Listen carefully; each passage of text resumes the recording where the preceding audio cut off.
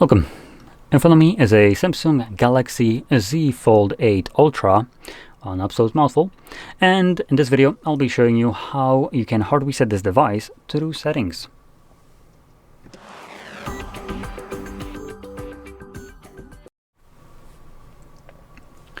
Okay, so to get started, I actually want to first mention process about backing up your device. Resetting it will remove all of your data from this phone, which includes things like your applications, your contacts, messages, photos, videos, music, downloaded apps, documents, and everything in between. Anything that you have put on this device after the setup is going to be completely deleted, and this usually cannot be undone. And for data such as photos and videos, which are just kind of unique to you, if you don't back them up ever, you just lose them, and there's nothing you can really do about it. For applications, this isn't really such a bad problem, such a big deal, as you can usually download them again, find them on the internet if they no longer exist on Play Store. So that wouldn't really be that bothersome. About contacts, for instance, and messages, that might be. So I'll be talking about two different ways of backing up your device, and I'll be talking about the simpler one and the bit more convoluted, but one that is actually significantly better. So let's start off with a simple one. We can go into the settings, and in the settings you want to navigate to accounts and backups, or backup, and select the Google Drive backup data. And this one will be the most common one. It's the easiest one, and one that if you use Google applications such as Photos from Google or Contacts, though there's no Google Contacts right here by default, you probably will be already backing up some of the data, as Google kind of tricks you into doing this. So for me, you can see I am not backing up either one of these data points. So photos and videos and other device data are not being backed up. You can see off and this gray kind of marker. If it was being backed up, it will have on and a green check mark. Now if we click on this, you can see, sorry, we can't see because apparently we don't have Google Photos, or that is good. I'm not sure why it opened it up, but that's kind of what I said by what I meant by saying Google tricks you into backing it up. It gives you a massive button, let's go, while secretly having this piece of shit option selected. And by the way, usually this kind of extends when it loads, so you're trying to get rid of this as fast as possible. Usually when you see the massive let's go, you automatically snap into it. Fuck you, Google. This is a scummy thing that you do. And you can obviously turn it off. This is what you see when you open up Photos and you actually have a Google account signed in. And you can see backup photos and videos on this device automatically. Usually you click on let's go, and obviously that means that now you're backing it up. Anyway, so you will see these kind of pop-ups that are annoying and take a little bit of time to get rid of because design. And when you select to back it up, you can see, though for some reason it won't really keep me in there, as I wanted to stay in that section. See in here, there we go. So for photos and videos, it's going to back up photos and videos, but only up to 15 gigabytes. It would have been nice if I could show you that where you have this progress bar, as 15 gigabytes is your free tier of Google Drive that you get with your Google account. Anything over those 15 gigabytes, which, let's be honest, for photos and videos, also being captured at 200 megapixels or RAW, won't be very hard to fill up 15 gigs. Hell, it won't be very hard to fill up 15 gigs regardless of what kind of format you're capturing it in, as 15 gigabytes is a very low amount of storage. Typically, usually the lowest end devices have about 128 gigs of storage, nearly 10 times more storage than what Google offers you. So obviously not the best kind of storage right here, not the most filling, and anything over those 15 gigabytes just gets left behind, which means it's prone to being permanently deleted. And under other device data, that's where the bigger problem comes around, which is it tells you that it's backing it up. Now, let's just let me grab my phone quickly. I'll do this in a fun way. Give me a definition of a backup. A backup is a copy of data created and stored in a separate location, so it can be restored if the original is lost, damaged, or corrupted.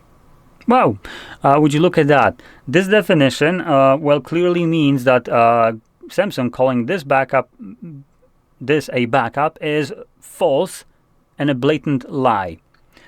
Because, number one, it needs to create a copy of data, which for things that are listed right here, it doesn't. And it needs to create in a separate location, which it doesn't. And allows you to restore this data if it's lost, damaged, or corrupted. Now, with the biggest portion right here of this is lost. That's the best one that I can just kind of hinge onto. So let me explain why I'm pointing this out. Because when it comes down to things like contacts, call history, and SMS and MMS messages, Google very much benefits from this data, so they will obviously snag it away from you, so they can sell the shit out of it and create better ad profiles for you and all that jazz. It's a very small storage space that they will need for this kind of data, while it gives them decent revenue and yeah. But what would matter to you probably are things like app data, settings, and so on. This is the data that is not going to be backed up. And that's where I say that this is a lie. So for applications, it only, number one, backs up applications if they came from Play Store, if they came from, I don't know, the browser. Yeah, good luck, sucker. Those are getting left behind. And also, even when they came from Play Store, if said application is no longer available there, for instance, such as Yuzu Emulator, which was on Play Store, and then Nintendo found out that someone dared to put a Switch emulator on Play Store. They got their lawyers to assemble like the goddamn Avengers and get rid of this application from Play Store. Now, you might have downloaded it before that happened, and you might have had it before on your phone, and you're backing it up for that purpose. Well, when you try to restore it, because the application is lost, you're not restoring it, because that application no longer exists on Play Store. And Google never backed it up. What it did is more or less create a little notepad with the name of the application that it's supposed to re-download from Play Store. Now, that's not the definition of backup. It's not re-download from a place where it originated from. It's create a copy of the shit that was on this device, which clearly it didn't do. So anyway, just a heads up with this kind of process, as it is kind of scummy and just bad. And that leads me to the second one, which is Samsung's own way of backing up the device, and that is through Smart Switch. Now it should be under Samsung folder, Smart Switch, there we go. Continue. Sure, allow. And it gives you this option, transfer your data. Now we can transfer it to an SD card right here. If you plug one in, you need to use, a USB-C to SD card kind of plug. And it allows you to create a backup like so. But you can also do the other options, which is migration. So this would be migration options. And if you have another device, another Samsung specifically, you can utilize those instead and quickly connect two phones together, two Samsungs together, and choose what data you want to move. And this no longer is limited to that 15 gigabyte Google Drive storage. Now your limit is the physical storage capacity of the other device. So if this one is 256 and you have another 256 phone, you're fine. Both of them are 256, so chances are you don't have more data here than the other device can fit, as both of them have the same amount of storage capacity.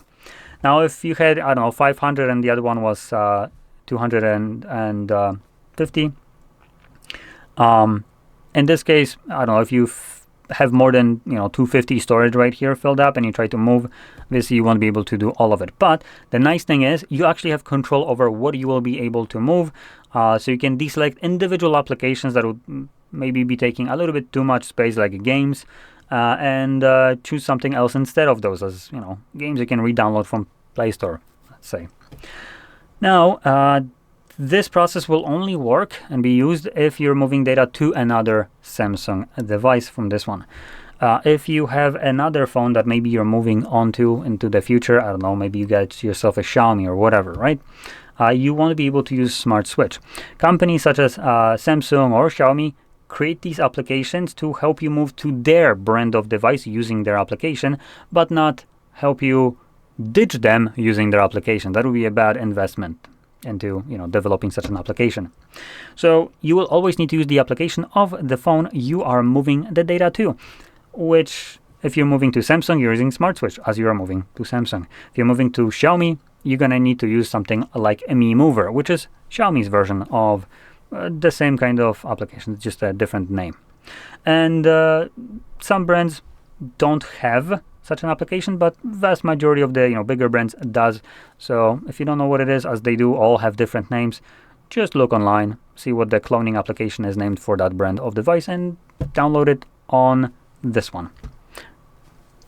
Anyway, so with that out of the way and potentially all of our data being backed up or migrated, we can now go to the resetting process, which we can do so by going into our settings and then scrolling down to General Management, I believe it is.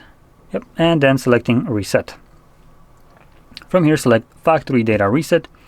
Give it a moment, and this will load a list of data that will be removed by this process, which includes in the list things like your Google accounts. Don't worry, it's actually not deleting the accounts, just getting rid of them from this phone. You can still re-sign in to them, they still exist, you just get them logged out. Next we have system and app data. Again, something that you can back up with the Smart Switch and applications such as those. Setting downloaded apps, music, pictures, other data, and so on. Something that, for instance, Google doesn't back up is music, which you can back up using things like Smart Switch or the migration tools. So anyway, let's just scroll all the way to the bottom, select Reset, and if you have some kind of screen lock, you will need to confirm it, and once you confirm that, it just gives you a quick message. Factory Data Reset, all your personal information and downloaded apps will be erased, and this cannot be recovered. When we click Delete All, if you have a Samsung account, congrats, now you need to sign out of it too, even though you just provided them the screen lock. Samsung things. Anyway.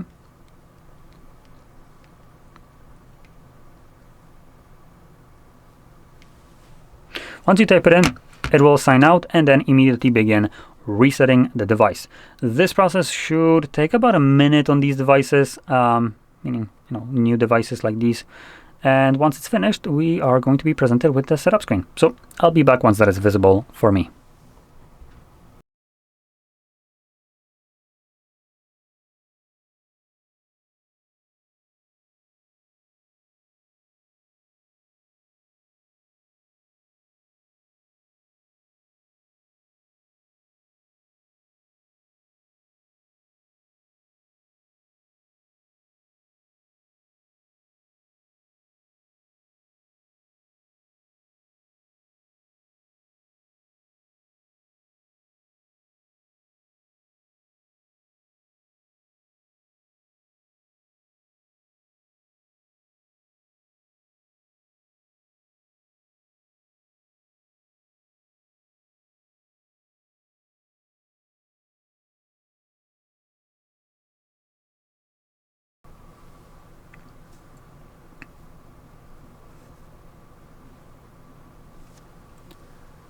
And as you can see, the phone is now fully resetted and can be set up in whatever way you want. So if you found this very helpful, don't forget to hit like, subscribe, and thanks for watching.